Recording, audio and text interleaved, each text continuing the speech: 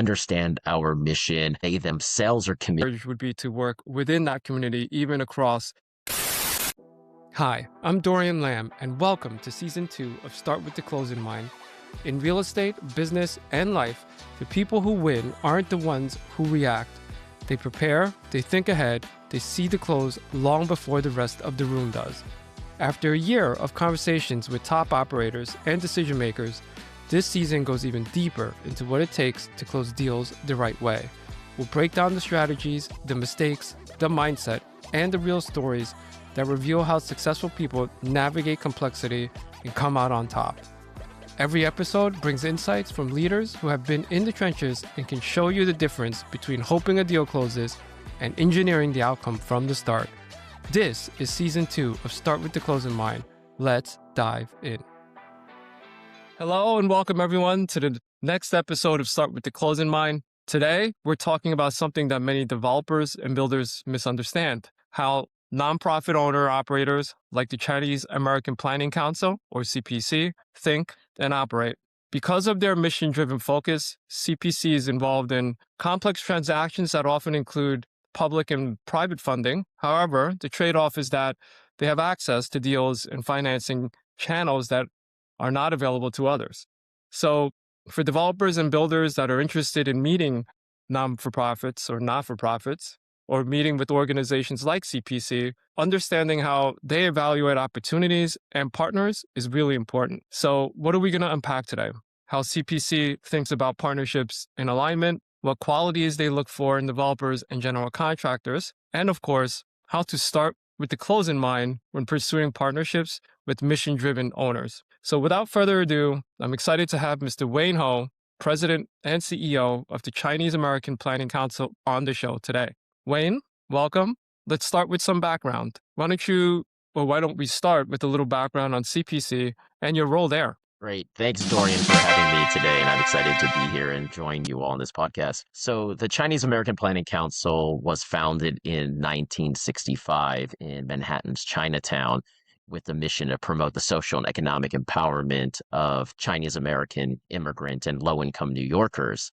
And after 61 years, we have now grown to become the largest Asian American social services nonprofit in the entire country. We have over 5,000 dedicated staff who serve nearly 80,000 New Yorkers of all ages and backgrounds across all 5 boroughs of New York City. And we do everything from daycare to after-school programs to senior centers and senior affordable housing, to home care, to supporting individuals through public benefits. But through all our work, we want to make sure that we maintain being mission-driven, and that includes not just serving the community and empowering the community, but we also hire from the community and make sure that we're serving the whole individual and the whole family across generations. That's great, Wayne. What a great cause. Since 1965 and 5,000 strong. That's impressive. For those who may not understand CPC's model, that being, mission-driven and tied to a cause, how would you describe how you view deals? And then we'll talk later on about how you view partners. As a nonprofit organization that prioritizes our mission, we are able to deliver services for free to seniors and immigrants and job seekers and young people because we're able to raise public and private funding. Like other multi-service nonprofit organizations, CPC is predominantly government funded. We get contracts from the city, the state, and the federal government, and we add on to our services through private funding from individuals or corporations or foundations. So because we are mission driven, when we do our real estate deals, which includes mixed use developments to building affordable housing, we want to find partners that understand that we are committed to a mission, that we want to maximize affordable housing, that we want to serve and center the community. And we understand that developers and general contractors and lawyers and other in the real estate field are aiming to make a profit. But we want to partner with those who understand our mission. They themselves are committed to a community, and they realize that we can partner together for a win-win where it supports CPC's mission and it also supports their interests. Yep, that's a really important delineation, right? In terms of it having to tie to a cause and the mission, as you've alluded to, in accomplishing what it is that you're out there to accomplish and what it is set as the expectation when you're getting funding from either private donors or a public entity or an agency. When, as the lead up to this episode, I was talking about, how you view partners, and obviously with all the different kind of elements that are involved with how you think about real estate deals. I'm assuming it carries over to how you think about executing it as well. And part of executing it is finding the right partners. So when a developer or general contractor or anybody that is on the service side to help you accomplish your goal approaches you about partnering, what are you evaluating first? You want to make sure we have partners who are really committed to the mission of the organization and to the community. So that means understanding that as a nonprofit, there are certain complexities and hoops that we have to jump through. We're mostly government funded, and when we do our projects, we have city or state capital funding. So there's certain conditions that they need to meet, and we want to make sure that any developer or general contractor has been vetted by the city, understands that we have to go through our board of directors for a lot of decisions, and we might not necessarily move as quickly as the real estate field does, and understands how to engage with government officials or elected officials for any project. We also want to make sure that they're just not parachuting in and trying to profit off a project, that they do understand that we are of the community, we're from the community, and we always want to stay in the community. So they have to have some understanding of the neighborhoods that we serve, as well as the Chinese American and immigrant experience. And last but not least, we do see this as a long-term partnership. So it's not just about building a building or building affordable housing. It's about building and supporting and empowering a community together. So we want to make sure that our developer partners will invest in CPC, that if there's opportunities for them to volunteer or join our leadership council or board of directors, or just donate to our causes through our annual gala or through our programs, that they understand that it's them investing in CPC and not just trying to finish a project and then walk away. Yeah. It adds to another layer of assessing who you're going to align with. And there's not only the element of whether or not they can execute, it is a question I'm going to ask in terms of, what gives you confidence in someone that they can execute. But before we even get to that, it's just, it adds layers to it because, it's really tough, especially in the free market trades of saying, you can't be capital driven, right? Because the majority of the players out there are capital driven, profit driven, to be even more specific. But what you're explaining is that an opportunity to work with you guys is an opportunity beyond profit. It has to be, for and in alignment with the cause, and not only in alignment with the cause, but also getting through the term you used, hoops, that you have to, for your responsibility, make sure that they get through. So as one of them, obviously execution is part of it. What gives you confidence early on, or what gives you confidence early that someone can execute in general, if there's an answer to that? I mean, it's about 10 years ago, we went through a lengthy process to find a developer partner to build the Broome Street development project. And this was a mixed use project on a parking lot that used to be attached to CPC's 1980s senior affordable building. And we wanted to have an opportunity then to be mission driven on this parking lot by maximizing affordable housing, building our new headquarters and Manhattan Community Center, as well as renovating a condemned synagogue. And through this process, we were lucky that we found a developer like the Gotham organization. It's a fifth generation family owned developer by the Pickett family, and their current CEO is David Pickett. And we had confidence in Gotham because they had experience working with other not-for-profit organizations. They have success going through the land use process. They were able to build affordable housing through different models, whether it's Mitchell Lamas or senior affordable housing through city programming or accessing state subsidies. So we were confident in not just their competence and experience, but also that they had on the ground experience with other not-for-profit organizations, and they were able to deliver a mixed use project with others. So we were confident that they could do that for us in a very complicated project with multiple players and dealing with neighborhood politics to elected officials to making sure that we can maximize affordable housing in a very tough Manhattan market. And I think we've Yeah. done that by having a really great project on the Chinatown Lower East Side that is now publicly known as CPC1. And working with Gotham, we were able to bring in 210 units of affordable housing that's deeply skewed, as well as building a 40,000 square foot community center for CPC, where we're serving about 15,000 New Yorkers every year. And last but definitely not least, bringing back a 5,000 square foot facility for the synagogue that unfortunately was condemned and burned down. So it just reflects the diversity of the neighborhood and also an understanding through this partnership of how to support our mission for the community. Yeah, in describing that project, that embodies literally everything that you're trying to accomplish. Start from the beginning, which is that I think I heard parking lot, I think I heard synagogue, I think I heard condemned. I mean, that's already enough a mouthful to even say. And then just even what you ended up with, accomplishing housing, accomplishing a community facility, and then having something else to even to boot, that's a remarkable achievement.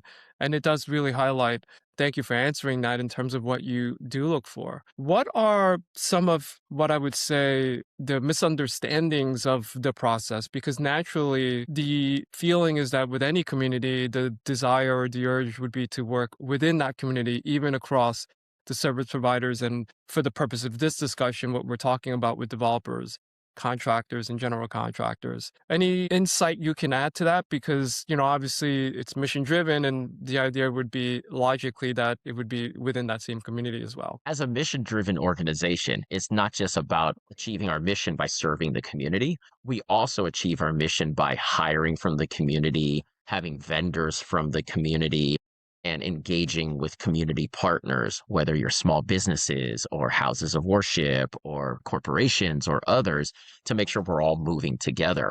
So that's the reason why when we have, for example, vendors who sell supplies to us for our after school programs, or when we have vendors who provide catering to our senior centers, or when we want to have bus companies, when we take our community members up to Albany for our advocacy days, we use vendors from our community, from our Chinese American community, which is what we also aim to do when we're doing our real estate projects. I think one of the challenges is that there's a lot of conditions that city and state capital funding puts on any developer or general contractor. And it seems that there's not as many Chinese American or Asian American companies that are satisfying these conditions. And I think that's where it's important for any organization that's trying to do business development amongst the Chinese American, Asian American communities should come together and really engage with the city of New York and the state of New York to make sure there is easier ways to be either certified as an NWBE or an easier way to access capital funding or a lower bar around some of the requirements and conditions that government funding is mandating. Yeah. And, in the ideal situation, you would be able to, tie into all of that. But like you said, there are also requirements on that end that, at least at this point in time, the hope would be that there would be more opportunities to work with Chinese Americans from the service and vendor side. So for those who are listening, it does help if you are, outwardly reaching out and building relationships on the business development side to help achieve that so that Wayne has more options. Speaking of that, right, let's remember the name of my show is Start with the Close in Mind. And with that in mind, if I'm a partner, it could be anyone, how would you recommend that I prepare before initiating a conversation with you? Yeah, I think it's important for anyone who wants to engage with not just CPC, but any not-for-profit organization is to understand our mission, understand our history, understand the community members that we are serving and representing, and understand what are our real goals. For the example that I gave you with CPC1, we wanted to maximize affordable housing and develop our new headquarters and community facility and renovate a synagogue. And that's what our goal has always been, is to bring in a mixed use project, but also bring in a mixed use project that's not just have a developer say, well, here's your building, and they walk away. Hmm. We want to make sure they're staying a partner with us, again, not just on delivering services and investing in our work and our community, but they need to understand they have experience and expertise too. So are delighted that, for example, the Gotham organization is doing the property management, that they work with us on dealing with all the tax filings and all the annual filings with the city and the state of New York. That we want to make sure that it's not just about a development project, but it's that moving forward, we have to partner together on the operations. And more importantly, we need to work together on continuously investing in resources and services for our community. Yeah. So it has to go beyond transactional. Partnership in general, especially with deals, and then even more so with our topic, which is real estate. It's often said that partnerships are like marriages, but in this case, it's beyond marriage. It's a long-term marriage, right? Because there's a an alignment that is important up front that naturally would make sense to continue as well. And the expectation is that we're in this for the long haul, right? So I think that I've picked up on some of the things that I used the term misunderstand in terms of number one, which is that, this can take longer than expected just from the execution standpoint. And then you add in the fact that there's some expectations that it's a true partnership, that it's not, all right, here's the building, see you later. It's how do we continue to align our goals together and help you, right? And to that point, because we are a mission driven organization and the Chinese American community is so rapidly growing, and we're no longer just in Manhattan's Chinatown or Sunset Park, Brooklyn, or Flushing, Queens, that we're in so many neighborhoods, that we are always interested in going where our community is. So there's a growing Chinese American community on the North Shore of Staten Island, or there's a growing Chinese American community in Western Queens along Long Island City and Astoria, for example. Different parts of Brooklyn have a fast growing Chinese American population. East Harlem has a growing Chinese American population. So when we work with a developer, it's not just about, for example, bring us our mixed use project to completion and work with us in Chinatown, Lower East Side, but we are open to more opportunities, that if they are looking at projects in any of these neighborhoods that have a growing or a larger Chinese American population, we are definitely committed to working together to figure out then how we as CPC can bring our services to those neighborhoods to support you as a developer who's trying to build something, hopefully a mixed use project with good affordable housing and a good community facility in those same neighborhoods. Yeah, that's a great point. It is burgeoning from the perspective of that. Yeah, it's not only just Lower East Side or Chinatown or Sunset Park in Brooklyn, or even Flushing now, because that's somewhat, thought of when you think of Asian communities, but it has branched out to other areas. So there are other areas of impact that others can represent in either bringing to you or making you aware of that, or partnering from the perspective of, I see an opportunity here because there is a growing Chinese American population that could use help, right? That's great, Wayne. Is there anything else? I like to always ask, what is something most people misunderstand about your role? I would say that there's a general misunderstanding of this term nonprofit. When I tell people that I run a nonprofit organization, the immediate question is, oh, how do you make a living? And I remind them that the organization is nonprofit, but we need financial resources to carry out our mission. Too often we have government contracts that pay us 85 cents on the dollar. Government contracts dictate wages of our workers, and we have to negotiate to pay higher wages to our workers. And that's the reason why it's important to have either developers, general contractors, private funders, and individuals understand that a good cause is not enough. We need good partnerships with financial resources to make sure that we not only deliver quality services, but we are paying living wages and great benefits to our own workers. That's great. I can imagine that way. And it's like, how do you make a living? What are you doing? There's always misconception with that, which is why that's one of my favorite questions to ask, because it always sheds light on what people view is a given when it really isn't. Wayne, I want to thank you for your time today. We've learned so much about how mission-driven owner and operators like you operate. Number one, applause to you and the cause that CPC is representing. From 1965 and strong and really making an impact, especially from the sounds of the Broome Street project. From what you said, it was a very good and big success. Shout out to Gotham for being such a great partner to you. And again, I want to thank you for taking the time and dropping some insight. Wayne, before we wrap, where can listeners learn more about CPC and to follow you and your work? Please feel free to find CPC online. Our website is www.cpc-nyc.org. We also have 40 locations throughout the city in Brooklyn, Queens, and Manhattan. And we just opened up an office on Staten Island. So you can also drop in any of our 40 locations to get services that you need. That's really impressive. Wayne, thank you again. The audience has learned a lot today. I have learned a lot today. Thank you for helping those start with the close in mind. Thank you very much.